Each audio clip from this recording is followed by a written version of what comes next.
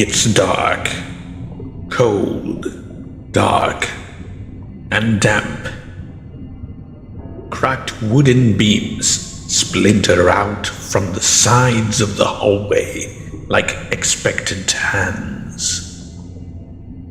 It smells like mold, dust, decay. The faintest hint of something sickeningly sweet lingers underneath it all. And every time you try to identify it, it goes away. The hallway creaks and moans under your step, lost in the middle of a sprawling, decaying, empty, ancient Japanese mansion. Empty, but not silent. It started as a wind raking the trees, continued like a faraway voice echoing down the halls. Now, it is a distant chorus of voices wailing from every direction. A shadow in front of you seeps into a dim corner. A hand beckons to you from the darkness. The voices become louder and louder. You back away and begin to turn around.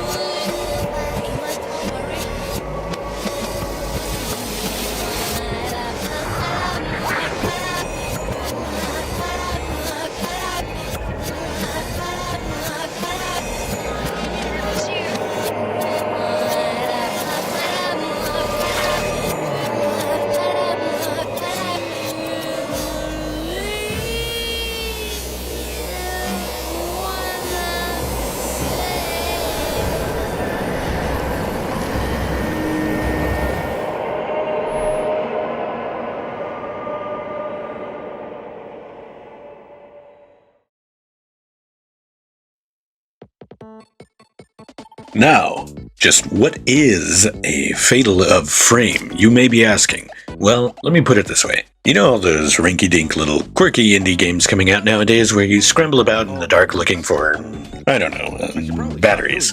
While the game occasionally jump scares you with farts and low-resolution potato people, all while the game painfully doles out a half-baked tale, oddly romanticizing some form of abuse or something, I don't know. Well, back in the day, before dinosaurs even walked the earth, big game developers at the time used to allot a bunch of time and money to making these things, efforts on par with the biggest games releasing at the time. From the creator of Resident Evil, Dino Crisis. Yes! High-resolution farts and potatoes parading across the screen. It was quite the frightening spectacle. No! No, I can't believe it's Robert. No. You okay, lady? One such frightening survival horror spectacle was the Fatal Frame series. This came after Resident Evil and Silent Hill and Kabuki's Dropship Warriors and the Michael Myers Cooking Expedition EX Plus. I can't remember. But anyways, Fatal Frame, Maiden of Blackwater is the fifth main entry in the Koei Tecmo and Team Ninja developed series. Tecmo is widely known for more bombastic, action-y, arcadey type video games such as Ninja Gaiden, Dead or Alive, even as far back as Tecmo Bowl for you dinosaurs out there, for the NES. Also, all-time classic third-person shooter, I won't hear otherwise, Quantum Theory. Everybody fondly remembers Quantum Theory, right? Everybody. Yeah. So, back in 2001, a dark and frightening, slow-paced survival horror game like Fatal Frame was something a bit out left field for the company, but maybe not in the gaming environment as a whole. But a welcome surprise, garnering positive reviews from critics and players alike, eventually becoming a cult classic among the 5 people on Earth who actually buy and play survival horror games, and the millions who love to watch those 5 people do that, but will never ever personally engage with the games themselves. I'm showing you a mirror right now. And frankly, why should you? You have to manage scarce resources in a constantly stressful, depressing environment, and your character has the agility of a Sherman tank. I don't blame you. But I do look down on you. Survival horror games are not very friendly games. They have, let's say, a narrow appeal to them. Clunky controls, inventory management, stress management, for fun, etc. The people upstairs were in a pickle. The bean counters up there, they were saying, how to more dollar, how to return on investment, broader appeal. Okay, let's take a step back. What's something everybody likes?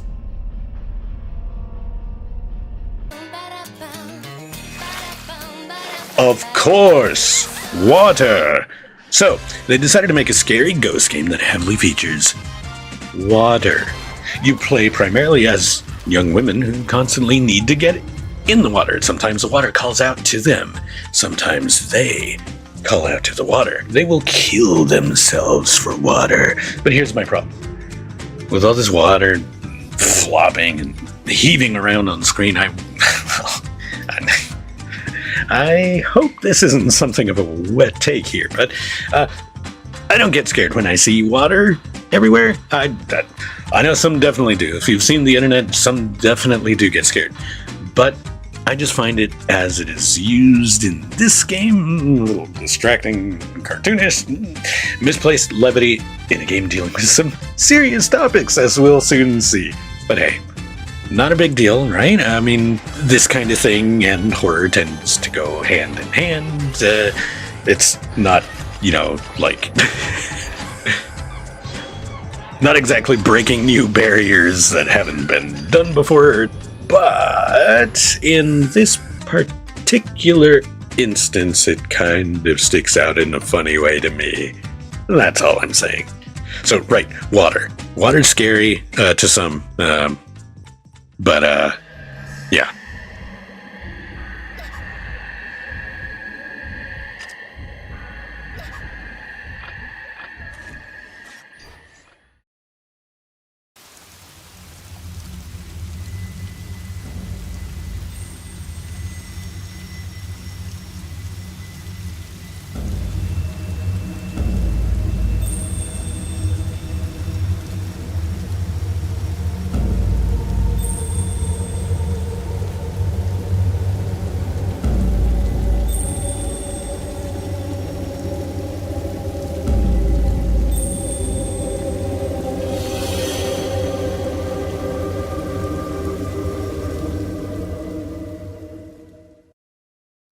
Yuri, a 19-year-old girl with a tragic backstory and an even more tragic outfit who has the sixth sense, is on a ghost adventure with a 23-year-old woman who is the owner of an antique shop in the Camera Obscura. 23 years old because video game executives literally cannot see women past their 20s. It is a serious condition, please don't make fun. Anyways, the Camera Obscura will be your main source of interaction with the world of Fatal Frame 5. It will shift over to a first-person perspective, and then you watch ghosts float around, picking their noses until they decide to violently fling themselves at you like a ragdoll on a string. Hisoka and Yuri are there to find some antique something or other next to what I have dubbed Have a Bad Day in Drown Mountain. In the middle of the search, Yuri is attacked by ghosts. Because oh, right, I forgot about your history here at the Have a Bad Day in Drown Mountain. I never should have brought you here.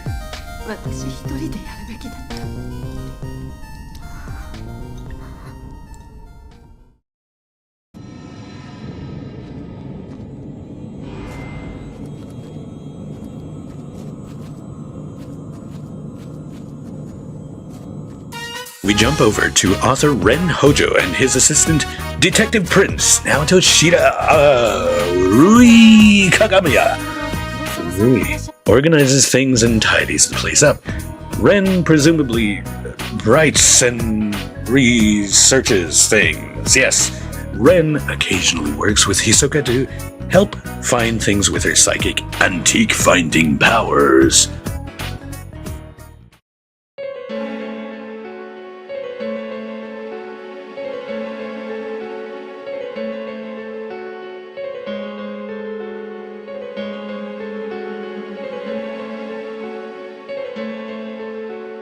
Ren wakes up from a bad dream about a little boy pushing a young white-haired girl into a box of dark water. What could this mean? Rui tells Ren that Hisoka found the photo book he asked her to look for. In it were images similar to his dream. Whoa, what could all of this mean? We jump back to Yuri, chilling in Hisoka's antique shop. It's days later and Hisoka's off searching somewhere. Hisoka hasn't been heard from in a bit and Yuri is worried. A sad-looking porcelain doll, and that's saying something because everybody in this game is a sad-looking porcelain doll, right? Fuyuhi Himeno shows up looking for Hisoka. Fuyuhi says Hisoka was supposed to be helping her find a missing person back at Have a Bad Day in Drown Mountain, Mount Hikami.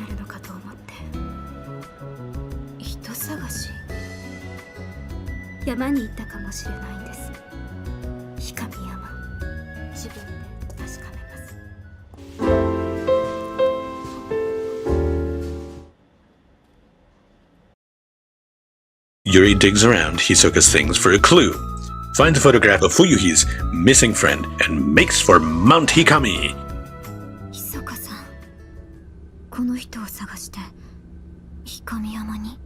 Quick! To the forest! Using her sixth sense, Yuri can psychically see where Fuyuhi has been. This boils down to a game mechanic that lets you hold down a button to see where you're supposed to go at any given time. It is odd. Helpful, but kind of railroads the whole experience. I'll get into that more later. Yuri finds the camera obscura in the water, and of course it's surrounded by ghosts. In fact, Bad Vibes Mountain seems to be full of them. These can be the best parts of the game. Unexpected Pokemon Snap-style moments where you have to be on the ready to take a photo of a ghost before it disappears for extra points. It's spooky and fun. A winning combination. Along the ghostly trail, Yuri finds discarded notes written by Fuyuhi. Because people be always writing and leaving they notes in horror games, you know how it goes. The notes become increasingly troubling. She talks about ending things together with her friend. Eventually, Yuri is led to a house surrounded by creepy dolls. Because of course you would. At the dollhouse, Yuri encounters the spirits of 3 snot-nosed children. These will show up a lot more later, these wretches. Finally, Yuri catches up with Fuyuhi. Fuyuhi hasn't found her friend, but is determined to find her still. We learned that Fuyuhi and her friend were part of a certain pact, but were the only 2 that didn't follow all the way through and have been guilt-ridden since.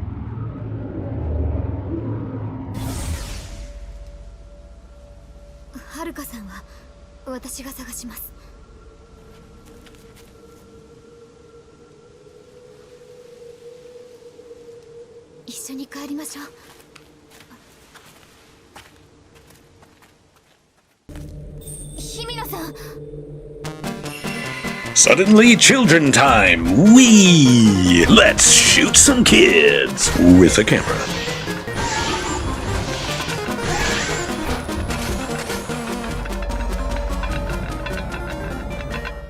Yuri catches a glimpse of the children's past.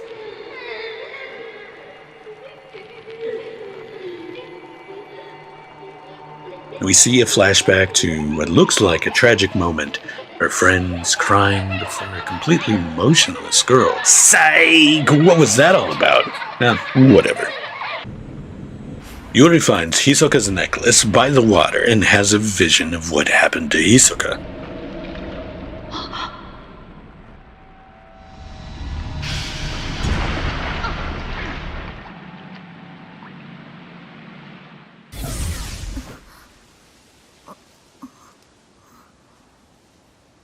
Afterwards, Fuyuhi seems to have split again. Fuyuhi got things to do, and she ain't waiting for no dumb psychic vision.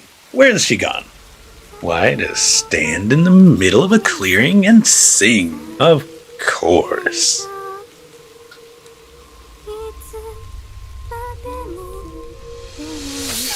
Oh.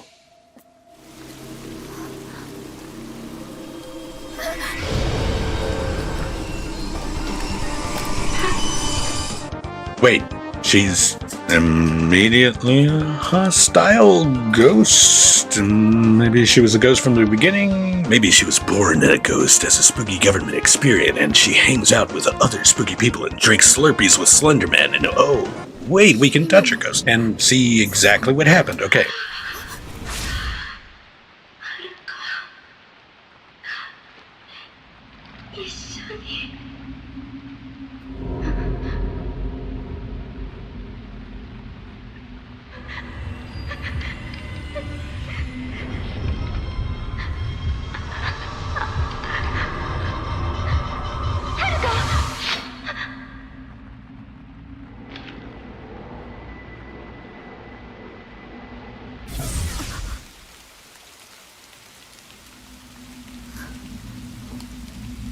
A shrine maiden appears. Double boss fight.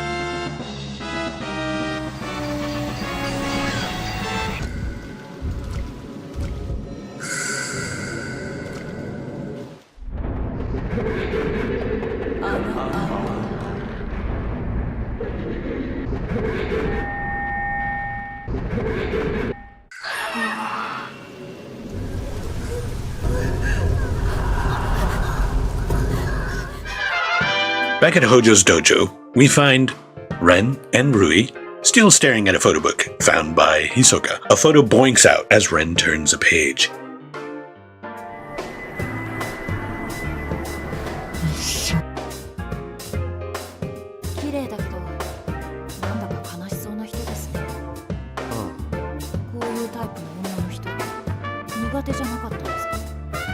On Ren's desk is a second camera obscura.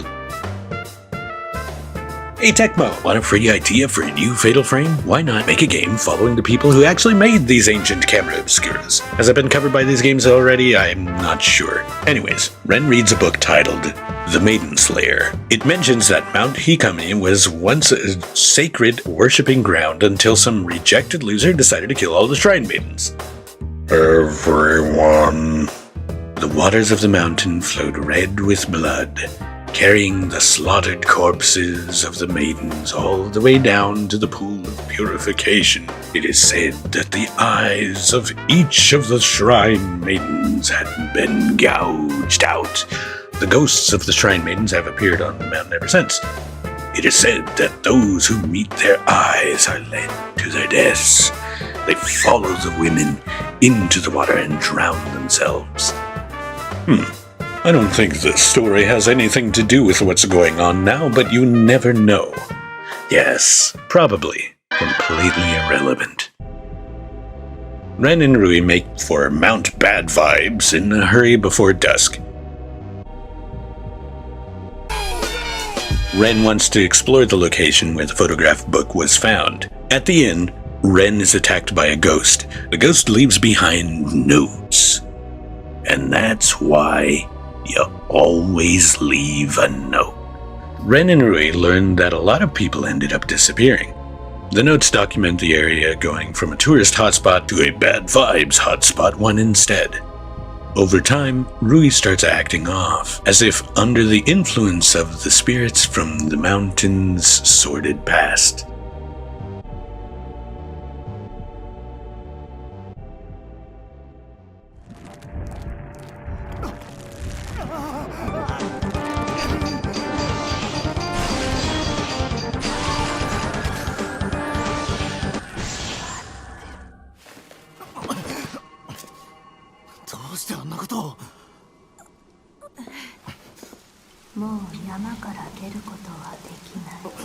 Secondary Shrine Maiden boss fight again!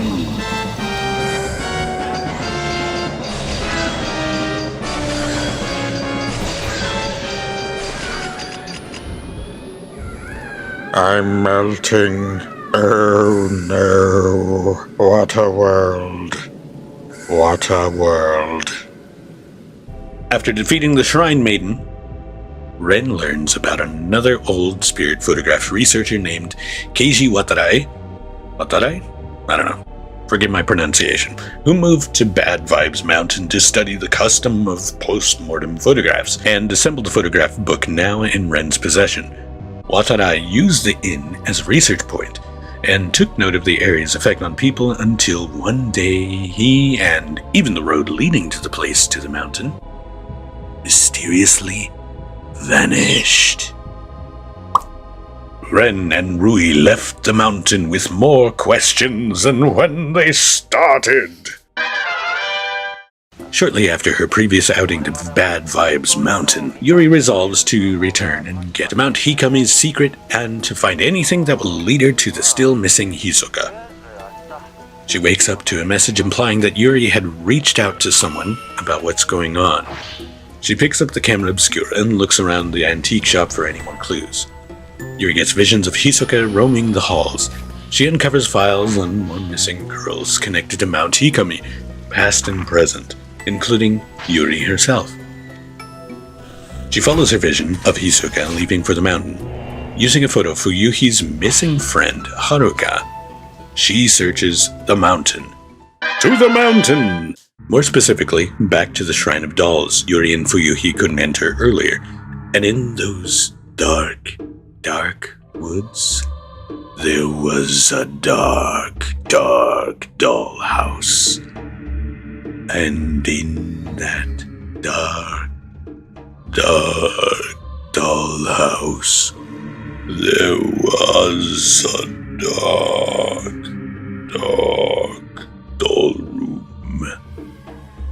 And in that dark, dark doll room, there was a dark, dark child.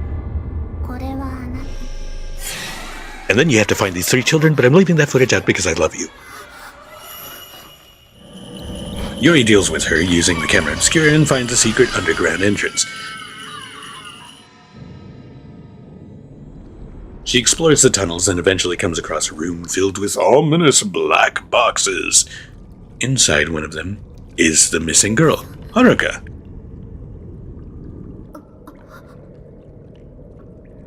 Haruka-san.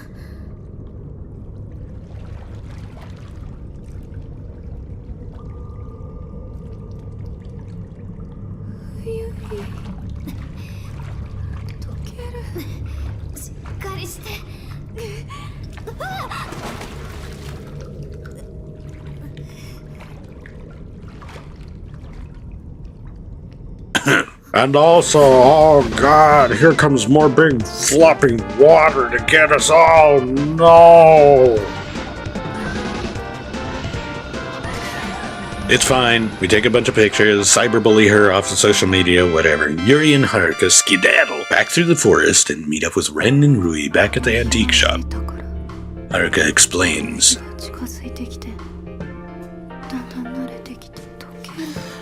とにかく君は帰ってきたんだ。無事でよかった。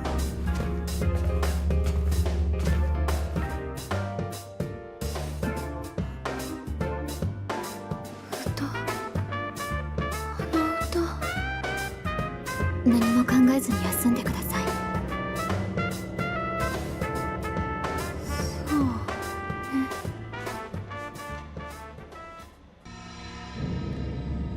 I wish to grab.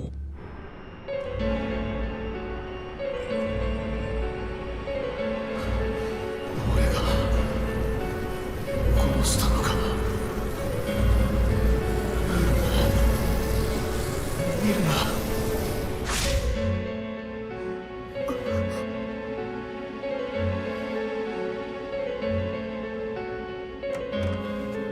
先生、そろそろ。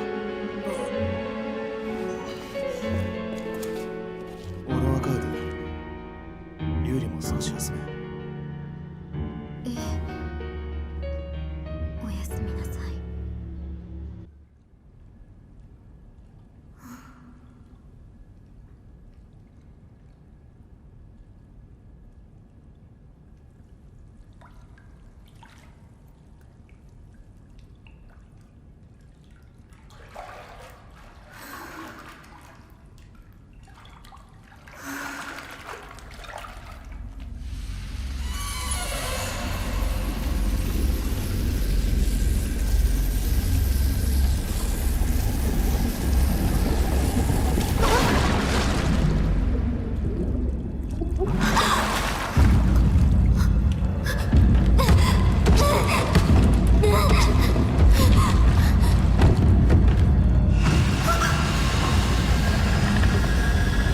閉じました。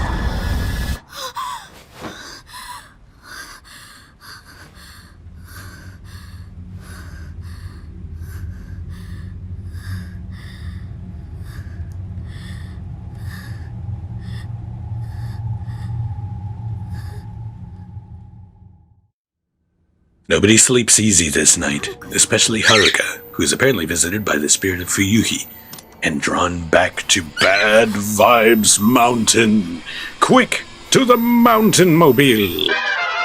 But, wait. First, let's bring the plot to another screeching halt and hang out with Ren Hojo, our good friend. Ren finds a found footage of the folklorist's Watarai, his mysteriously vanishing house. After God knows how much in-game wandering, Ren runs into the little white-haired girl from his dreams, asks him why he didn't bring her token,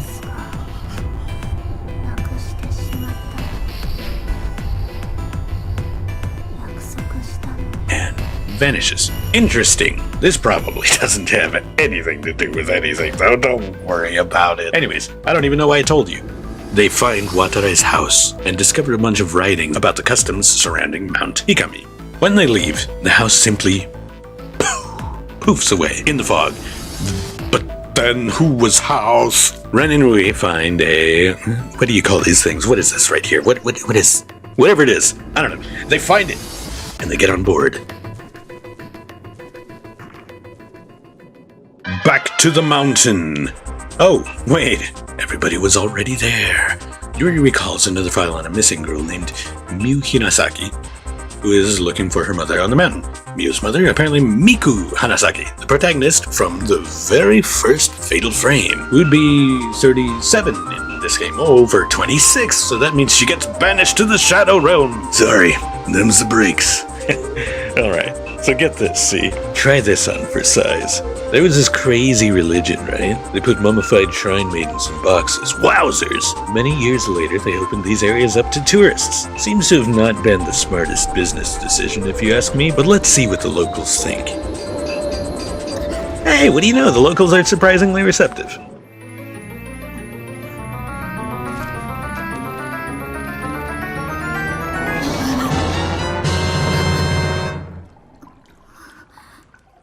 Yuri eventually finds Miu Hinasaki deep within the Shrine of the Ephemeral. Deep within the Shrine of the Ephemeral. Whatever that is. I really like this portion of the game because it played like an old survival horror game and it didn't really hold my hand as much, in the same straightforward way that the forest areas did prior. It's just a shame that this only happened, I don't know how many hours into the game at this point. And now it's time for the game to introduce...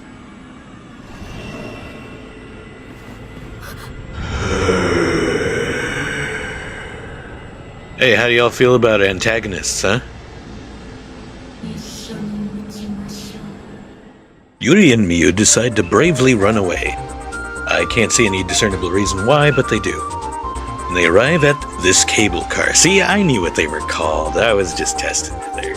But unfortunately for Yuri and Miu, this cable car has been cursed by the dark and spooky power of nobody maintaining this thing for years.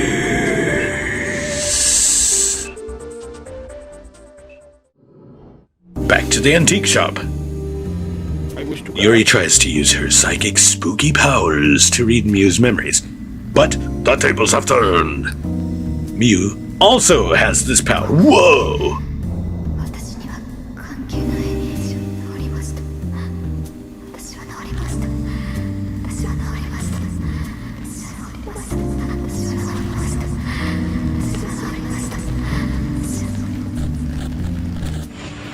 Hey, watch the hands, Buster. I wish to grab.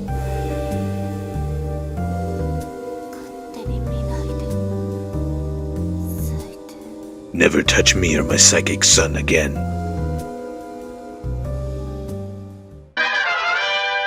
Yuri, not having much left to go on to find Hisoka, but still determined as ever, heads back to Bad Vibes Mountain. Are you noticing it's a little back and forth here? It keeps going. Anyways, all she has to go on is the photograph she found in the camera obscura of a dark shadow and a vision she got from Hisoka's charm much earlier. Yuri decides that Hisoka must be somewhere further upstream and heads towards the Lake of the Departed. Egads, Yuri! That cloaked pension is likely to throw you in a dreaded ghost closet. You'll be smelling of mothballs and hot dogs for weeks.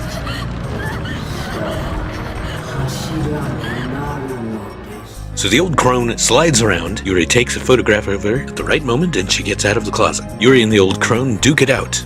Orbs are summoned. Slides are slid. The elderly are abused. Whee! Yuri continues her search for Hisoka and stumbles her way over to the lake at last. I'm just gonna go get a glass of cake. I mean, a plate of water.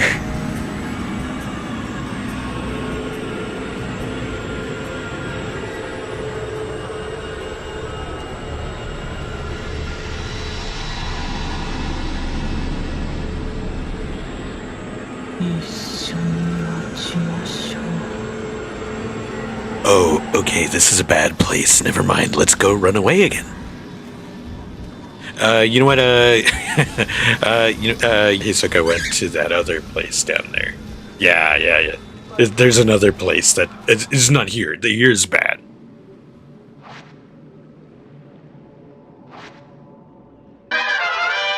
Meanwhile, Ren and Rui have decided that the plot hasn't stagnated quite enough yet, so they've decided to install cameras in everybody's room. We got a bunch of ladies hanging around. You gotta keep watch, right? I mean, research purposes. Look. Hey, there's all kinds of ghosts around. Like, what are you supposed to do? You gotta watch everybody sleep. Come on. In all fairness, this actually is kind of a good idea because everyone seems to wander off back into the mountains, so maybe they should keep tabs on everybody.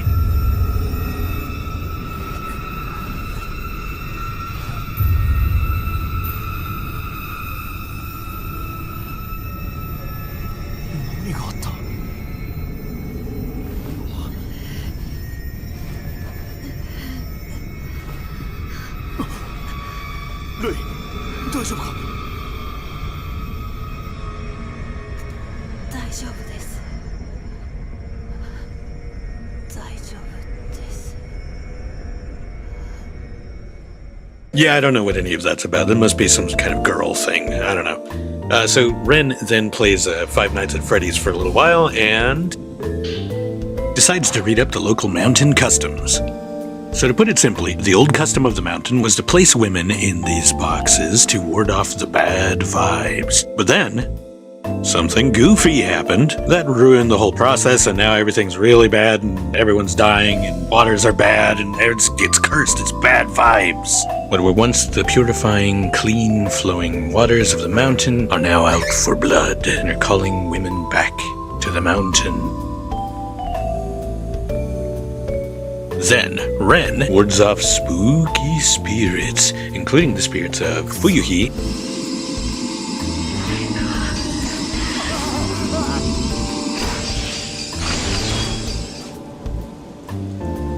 and Aruka.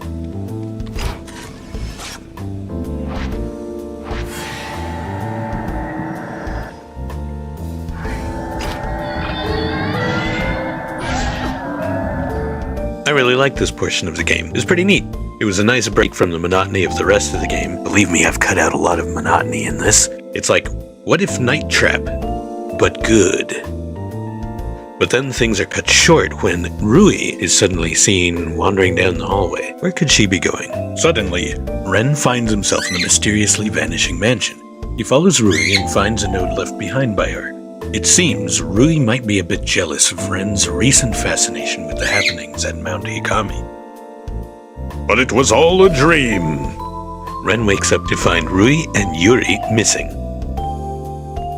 Nothing can keep these women from the mountain. He sees Miyu getting up in the camera feed. He confronts her in the hallway. Miyu explains she's headed to the mountain and she's taking the camera obscura with her. Yay! Back. More mountain. Yay! Yeah, you can have that. That's fine. I guess I'll just stay here. I don't know.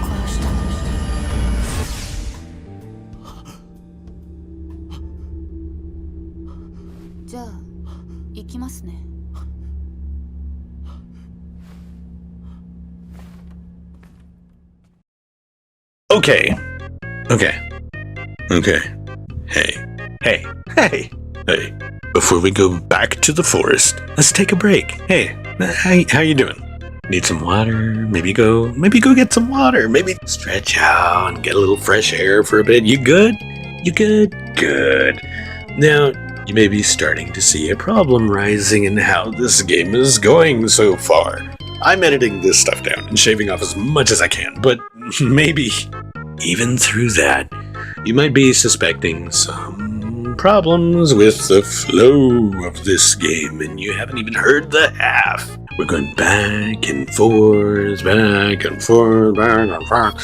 the same handful of places in the forest leading up to the mountain. Make a little progress, come back, start over at the forest, make a little progress, come back. Okay, now you'll like this part. We go back to the forest. These girls can't get enough of Bad Vibes Mountain. While they tried to mix up the fights in this game a little bit, pretty much all of the fights in this game kind of boil down to a spooky game of chicken. Just look at what's happening here. Whoa! Hey! Chickens. Okay, here's a cookie. Returning to Fatal Frame. Miyu, with the camera obscura in hand, heads to Mount Hikami in search of her mother Miku. Gee, the game designers said, we sure did make a lot of content. I bet the player would love to play through a lot of that again. And much content was repeated, and the players did rejoice. Yay, verily, yay! Even the old crone returned for a repeat encounter. Yay! And eventually, Miyu catches up with Yuri going for a late-night dip in the lake. Yay!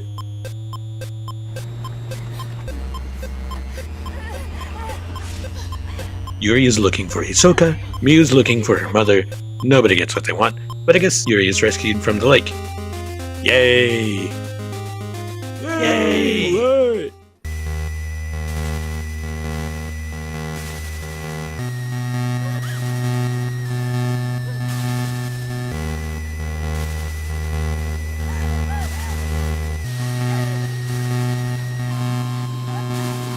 Just who is that mysterious antagonist on the lake, anyway? Yay! Not now, quiet you!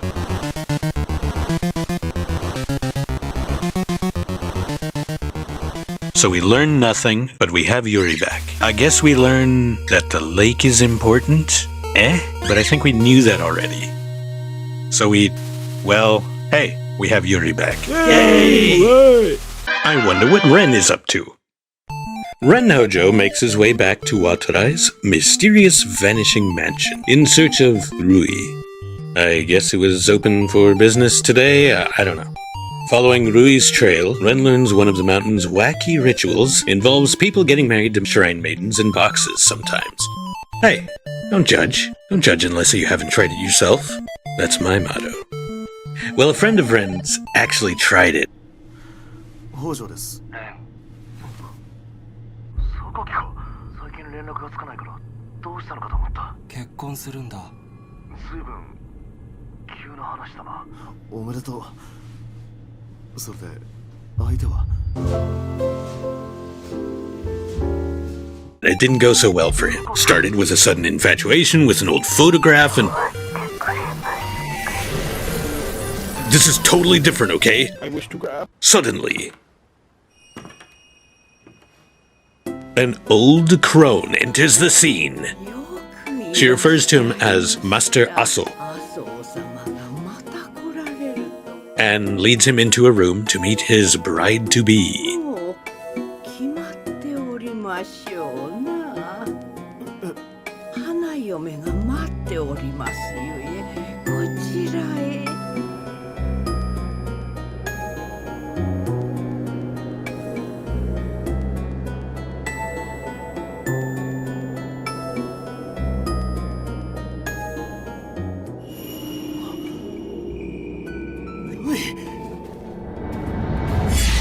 I wish to grab. Well, alright then. This is a lot of process right now. Way too much plot for me, man. Let's go back to the antique shop. Miyu gathers her resolve, opens a drawer, and searches for pants. Rats. Not a single pair of pants in the house. Well, let's just hope we aren't going anywhere cold or dangerous today. So as the game draws towards the end, I thought I'd remind everybody that the game lets you do this. There are a handful of unlockable costumes for each playable character, and both Yuri and Miyu get this.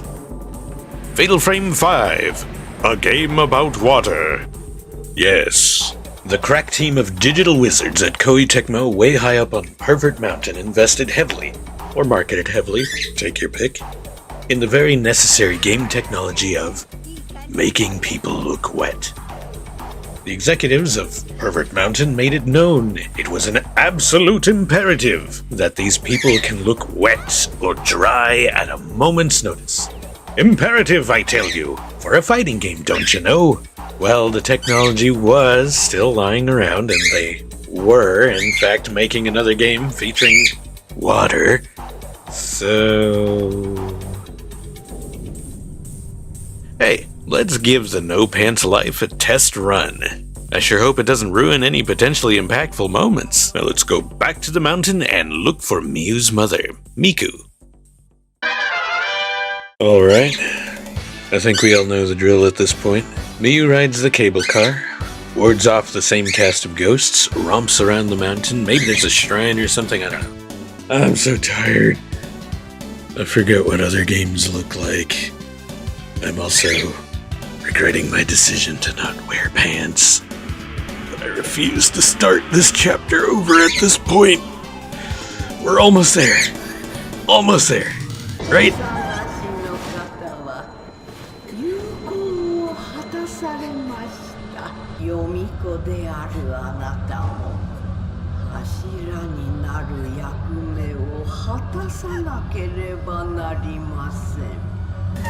Right. So, you find more ghosts, there's a dumb shrine or something, you get accosted by an old lady for the 30th time, and then finally...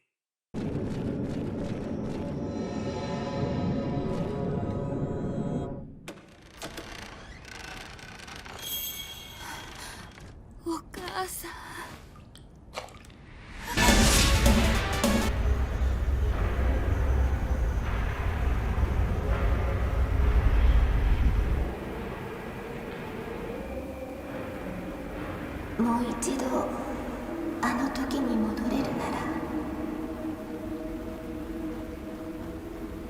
あの時のままでいられるなら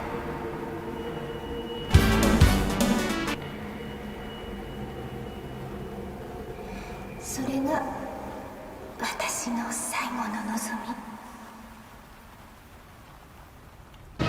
So, Miku, the protagonist from the first Fatal Frame, was trying to reunite with the ghost of her brother, also featured in the first Fatal Frame, and they got ghost married, and Miyu is their child.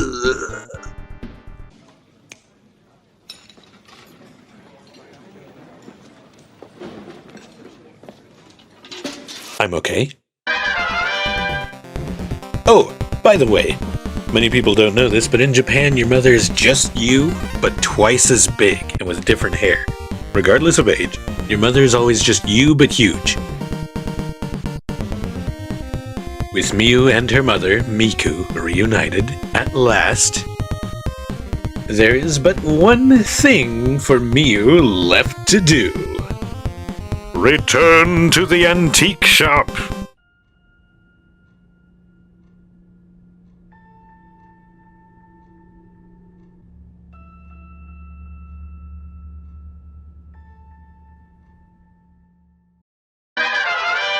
Freshly rescued from the lake by Miyu, Yuri wakes up at the antique shop thinking, you know, that whole last trip to the mountain didn't do me any good. Surely this time will be different. And she heads back to the mountain to find Hisoka once and for all.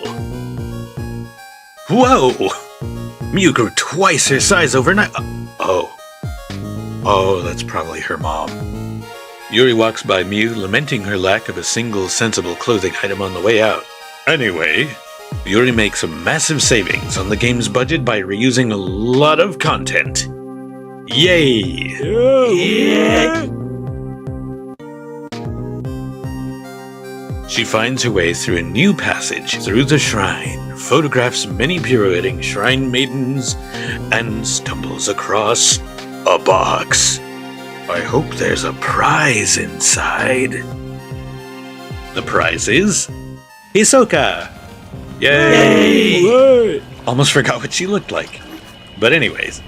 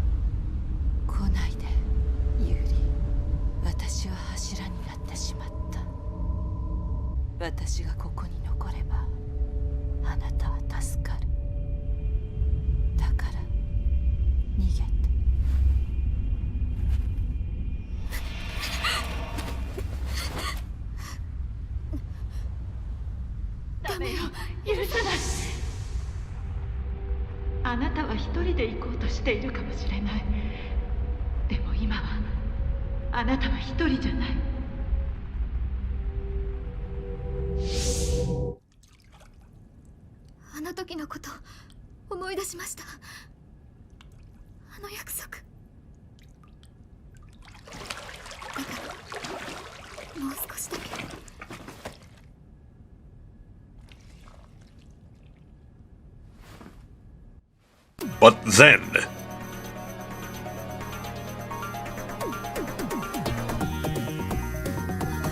a sudden character motivation strikes.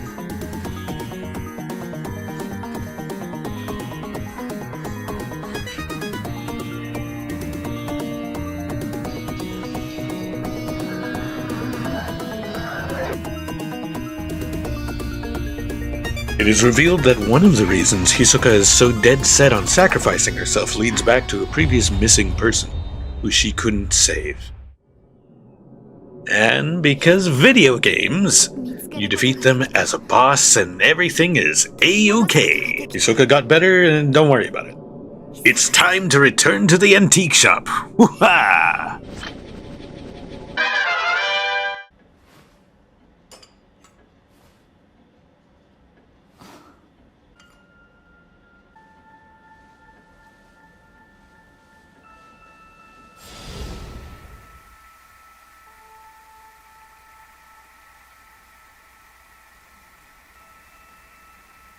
Hey, what a nice and sweet way to end the story. We come full circle with Yuri and Hisoka supporting each other in their hardships and... we aren't done. Okay. Nope. That's fine. No, Hey, let's do it.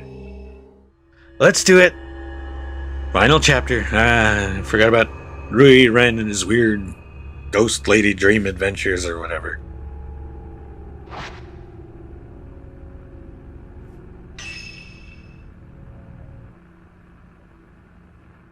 The dawn after the world's most drawn-out day is finally breaking. What a peaceful scene. Everyone is back at the antique shop, getting a long-deserved rest after reunion at last. The sky is red, and the phantom hair is growing out the window.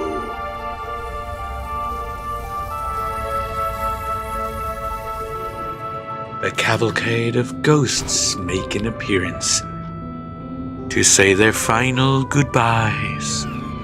Blasted through the front end of a camera and sent to hell, Ren runs around rifling through everyone's stuff while they're asleep to collect the last scraps of lore to round out the story.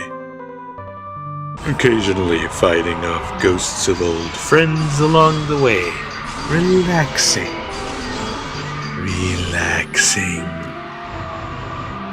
Ren decides, oh, what the heck. He decides to creep on everyone through the security cameras one last time. 連れ戻したはいいが柱を失った山をどうだ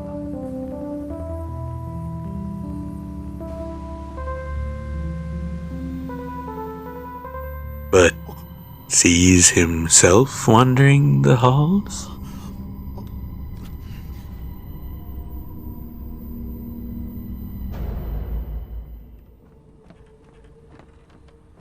Ren is back at the marriage room.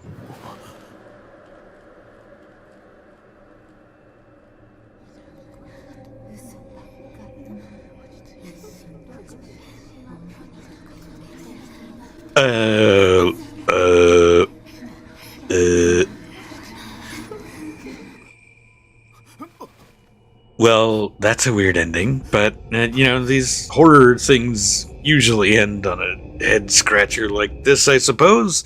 So, hey, I guess thank you for watching, and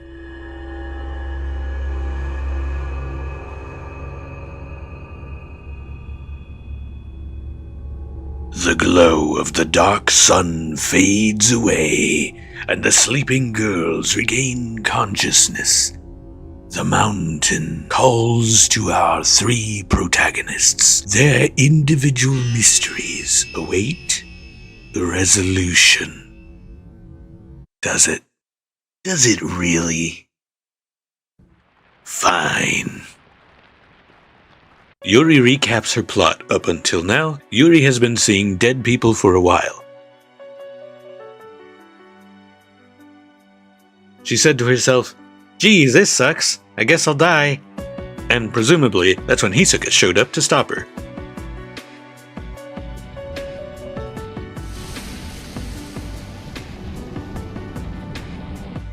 Yuri wakes up to the present in a fog. She checks on Ren and Rui in the office and uses her psychic superpowers to peep on their dreams. Rui is thinking back to Ren's fear of women. It appears Rui has feelings for Ren, but likes the ambiguous state things are in.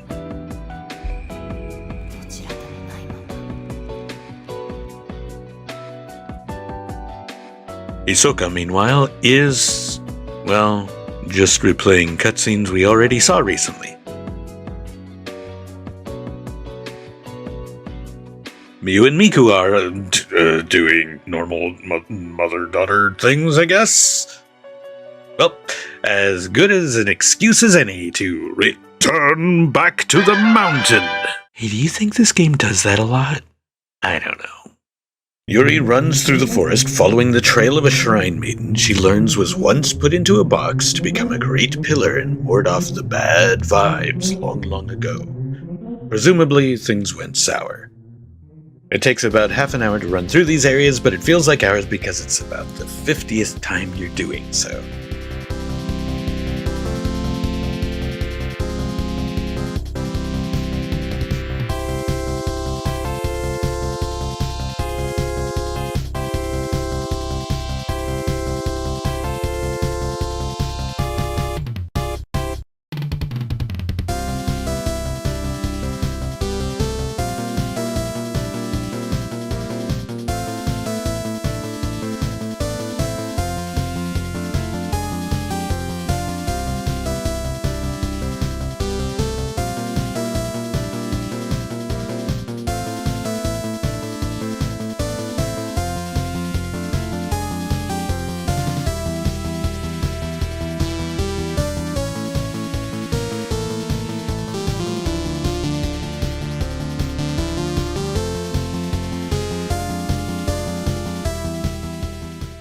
Ren dreams of a man named Dr. Kunihiko Aso, the man who we learn invented the camera obscura, and also a distant relative of Ren Hojo himself. Dr. Aso is asked by the people of Mount Hikami to photograph a shrine maiden named Ose Kurosawa. Ose appears to be the very ghost Yuri is following in her current adventure. Ren's dreams then return to the boy and the white-haired girl.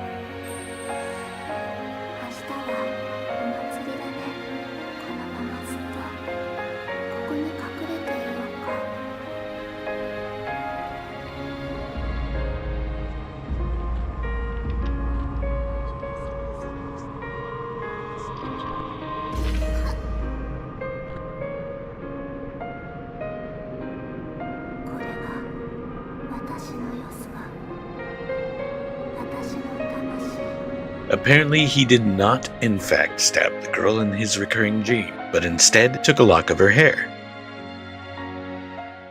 Ren wakes up in a fog.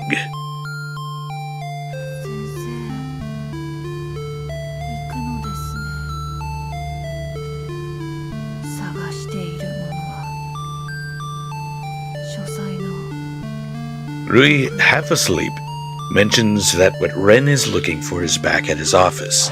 Back at Ren's office, Ren honorably and respectfully reads Rui's journal.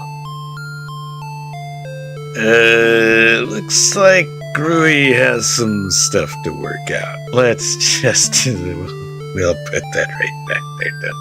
Don't tell anyone we read this, okay? Ren searches the box that originally contained the camera obscura and finds a white lock of hair, and a note that explains, if we didn't gather from the dream already, that the boy was actually Dr. Aso, and that he made a promise to the white-haired girl to one day return. Whoops, he forgot. Man, am I right? So Ren returns to the mountain. Following the ghostly trail of Dr. Aso, Ren learns that the people of the mountain believed the waters were holy. People were sent up to the waters of the mountain to die and become one with the water, from whence they came. Then, Ren runs into the ghost of the white-haired girl.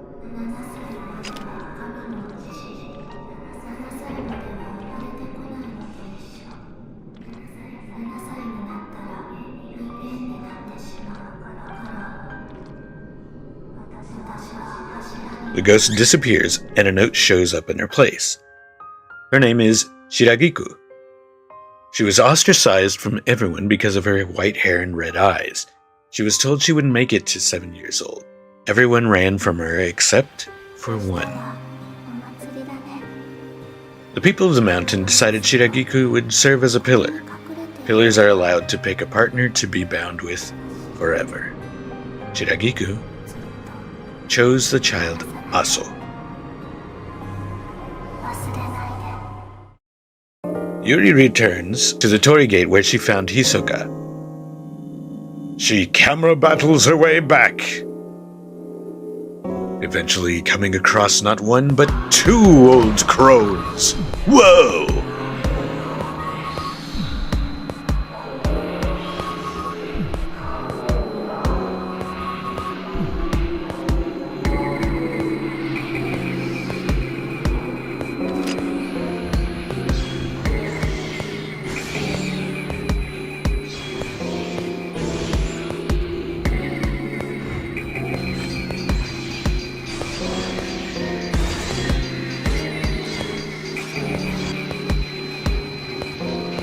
Defeating one reveals a vision of a casket overflowing with dark water.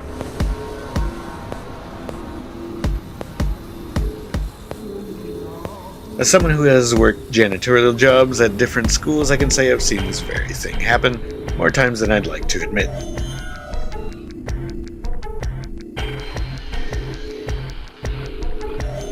Defeating the other crone reveals an opportunity to check in on Miu. Miu wakes up in yonder boat. Obvious exits are nowhere. Examine water. Miu finds a shrine maiden in another boat going by. Examine shrine maiden. It is ye mother. 置いていかないで。私には何もない。何もないの。お母さん。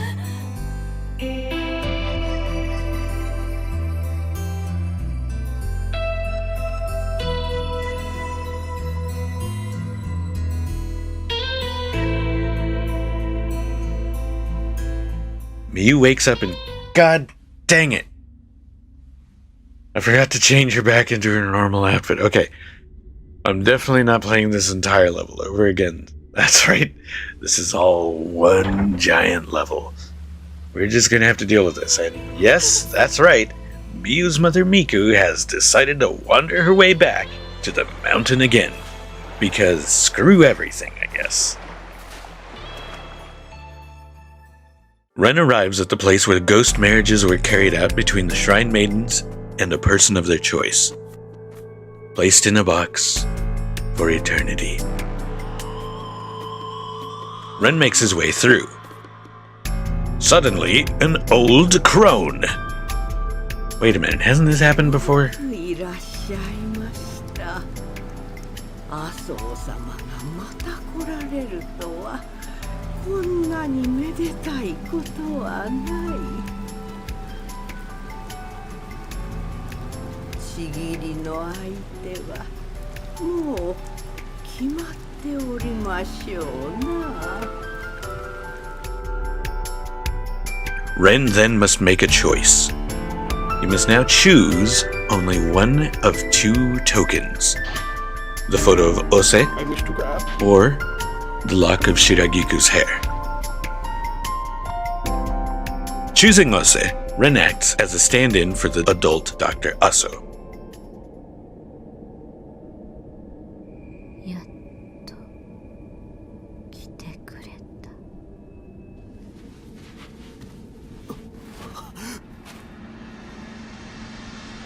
一緒に終わってくれますか。 Ren reaches out to her.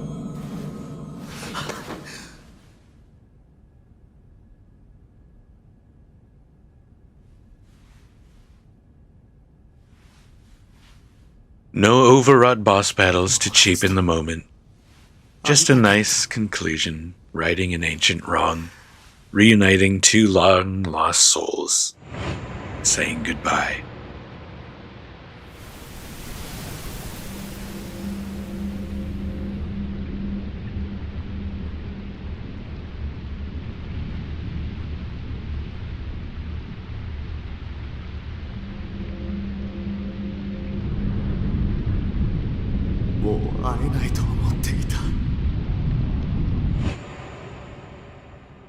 私と終わってくれるのですね。あなたと終わるためにここに来た。好きだ。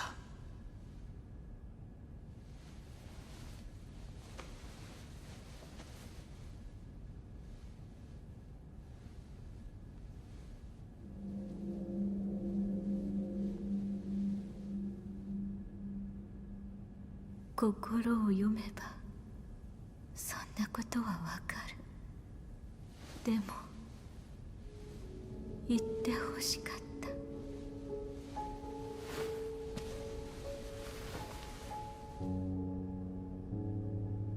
た。共に生きたかった。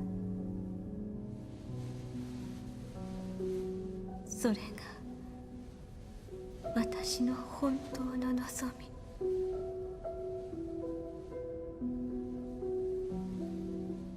ずっと言いたかった。や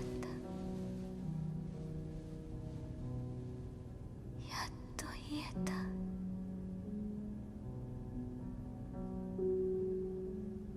これでもう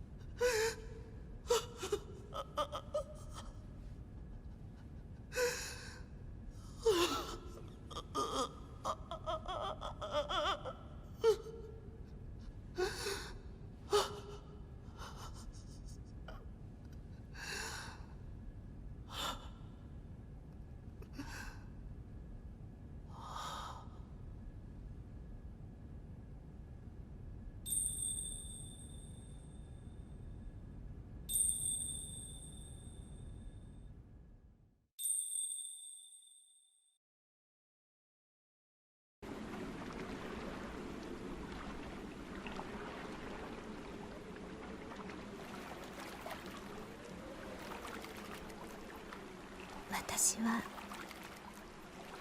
兄さんを救いたかった。取り戻したかった。私には隠れ家に行ってまで結ばれたい人はいない。お母さんにはお父さんがいる。Miu and Miku reunite again 私 and に get は some bonding time. ずっとどうしてと思っていた。でももういい。いいの。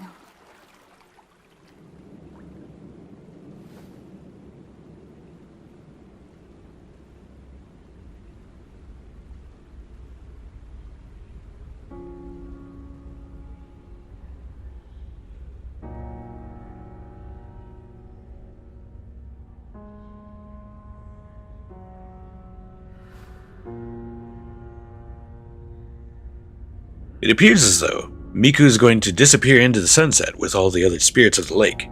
But Miku reassures Miu she isn't going anywhere. どこにも行かないわ。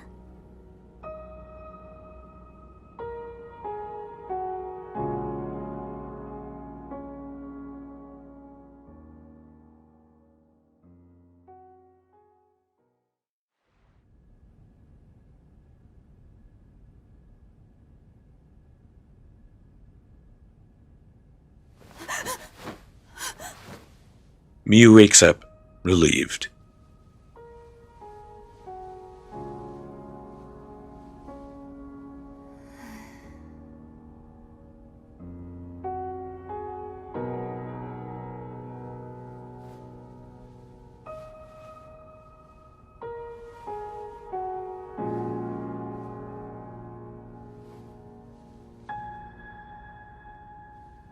Still not weird at all.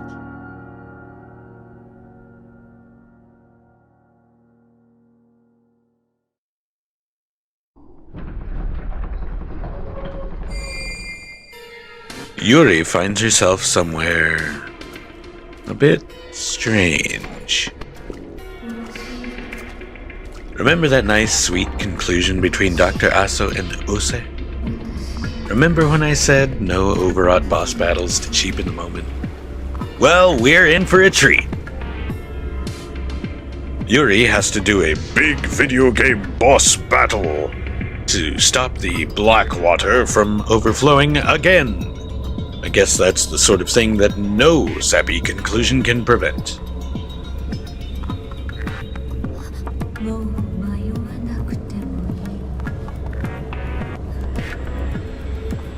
Well, at least it's visually pretty cool.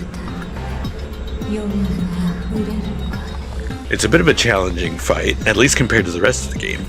And you do have to puzzle out some of these phases a bit, but very annoyingly, there's a hidden mechanic that determines the ending to the game you get. You actually have to finish her off when she's in a particular form.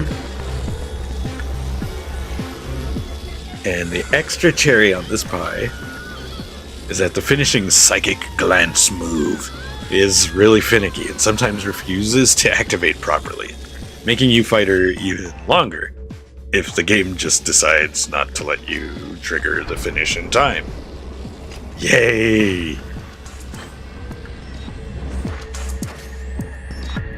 Oh, and if you just want to play the game normally and finish her whenever, like a normal human being would, not knowing that there would be this totally crazy way of determining your ending, you get the ending that you get.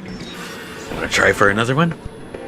Well, you'll just have to play all the way back at the beginning of this giant 2-hour level, buckaroo. Now isn't that just keen? So let's get the good ending, shall we?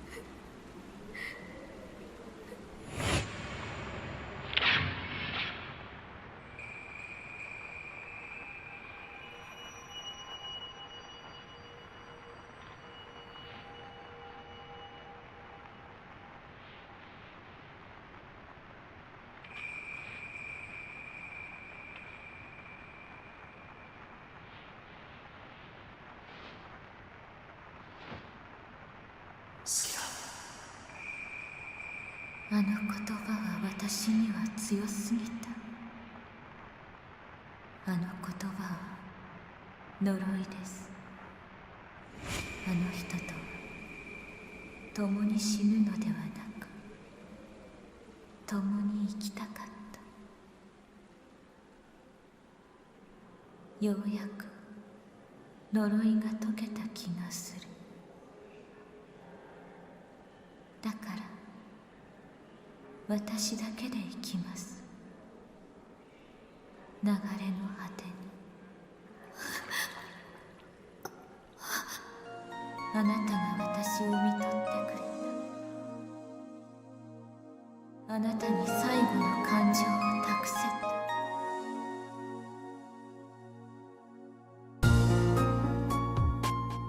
あなたに会えてよかった。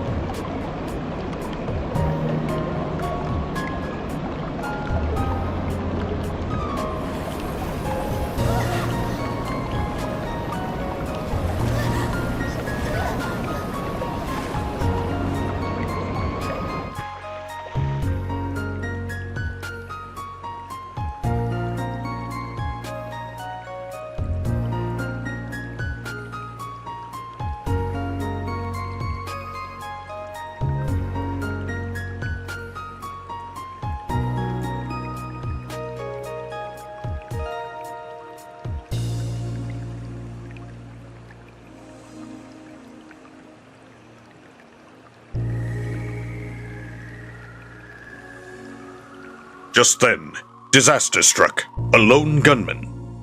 No. Of course not. It was a happy ending. Everybody happy, come on. Hisoka continues to run her mystical antique shop to this day and volunteers at a troubled youth center downtown on the weekends. Ren and Rui now own a cat cafe together and live happily with their two adoring children, Roscoe and Sarah. The ghost Ose Kurosawa ran a small crypto scam that burned into the ground, but you win some, you lose some, and Ose now regularly participates in an annual bake sale that raises money for needy children. Isn't that nice? Yuri invested her entire life's earnings into free-falling Tesla shares. She was never seen nor heard from again. Well, folks, that was Fatal Frame 5, Maiden of Blackwater, a solid 5-hour game, packed nice and neatly into a 20-hour experience, like trying to fit a jelly bean into a glove. I had a lot of fun making this video, except for the part where I played Maiden of Blackwater, and I hope you did too. Now, let's never play Fatal Frame 5 again. Playing through this game. By the way, the video's over now. I'm just going to ramble on for a bit. Thank you again for watching. Feel free to like and subscribe if you enjoyed whatever this was. Playing through this game, going back and forth, repeating content, finding someone, only to have them wander back into the mountain, bring them back again, only to have them go back to the mountain again, was a frustrating experience. It's entirely possible the point of this was to parallel the feelings of trying to support somebody who is at the brink of something terrible, and how the reality is the struggle can stay with a person for a long time, and it's not just, yay, I saved you, the end. But I think trying to frame the whole thing, is really shortchanging just how much of a repetitive slog this game is to play. And it's a shame because there are a lot of things I do like about this game that are done well. For example, while playing through the final level of the game, I was so tired and exasperated, I was frustrated that I was being forced back to the mountain yet again. My guard was totally up, I hated this game and its corny endings, and frustrated further that to get the conclusion to Shirogiku's, the white-haired ghost girl, was gated behind a binary choice. If I wanted to see it, I'd have to play through everybody's final segment again. Or just look it up on YouTube like a normal person. Hey, talking to my younger brother about it, he pointed out that this game came out well after the initial survival horror game boom and before this current hardcore survival horror game revival, with stuff like Resident Evil 2 remake and the fourth one about to come out as I'm finishing this video, and Silent Hill by Bloober Team on the horizon. Fatal Frame 5 came out during a time where there was a real push to streamline everything as much as possible, to smooth everything down into featureless blobs trying to cater to everybody, and often satisfying no one. Certainly not me. But going back and editing this stuff down, watching it again in a much tighter context, I can see what was once an actually nice, emotionally resonant story trapped inside some real low-grade video game caliber stuff. And now I'm realizing maybe I have put all 3 people who might watch this video through the same thing. I am also guilty. Maybe this should have just been a 10-minute review.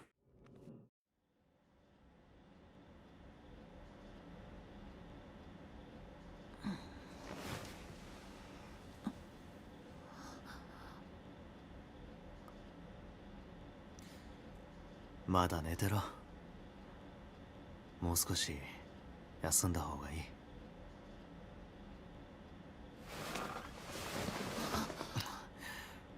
なんだよ、どこにも行かないって。